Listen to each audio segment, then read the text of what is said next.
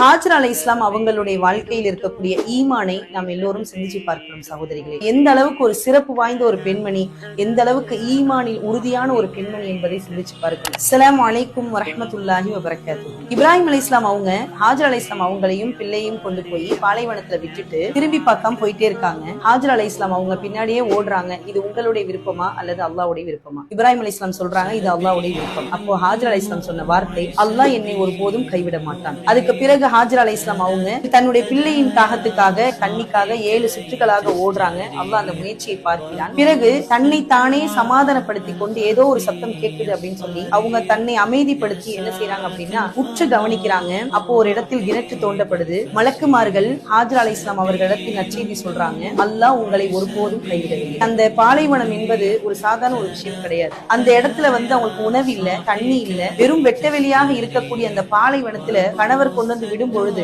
அல்லாஹ்வுடைய விருப்பம் என்று சொன்ன உடனே ஹாஜர் அலைஹிஸ்ஸலாம் சொன்ன வார்த்தை, அல்லாஹ் என்னை ஒருபோதும் கைவிட மாட்டார். சுப்ஹானல்லாஹ். இன்னைக்கு ஜம்சம் நீர் என்று சொல்லக்கூடிய ஒரு புனிதமான ஒரு நீர் ஹாஜர் அலைஹிஸ்ஸலாம் அவர்களை கொண்டுதான் அல்ஹம்துலில்லாஹ் நமக்கு வந்துச்சு. அதை போன்ற ஈமான் வருவதற்குரிய ஒரு வழிமுறையை இன்ஷா அல்லாஹ் நம்முடைய வாழ்க்கையில் தொடரும். அஸ்ஸலாமு அலைக்கும் வரஹ்மத்துல்லாஹி வபரகாத்துஹு.